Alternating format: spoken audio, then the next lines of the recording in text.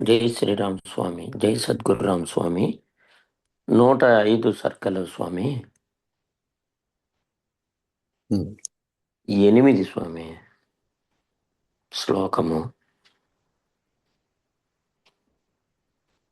ఇక్కడ మార్కండేయ ఋషి అని రాశారు స్వామి.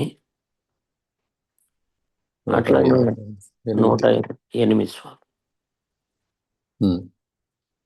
ప్రళయ సంరంభమును గాంచి భయభీతుడైన మార్కండేయ ఋషిని దేవతలు ప్రశ్నించినట్టు,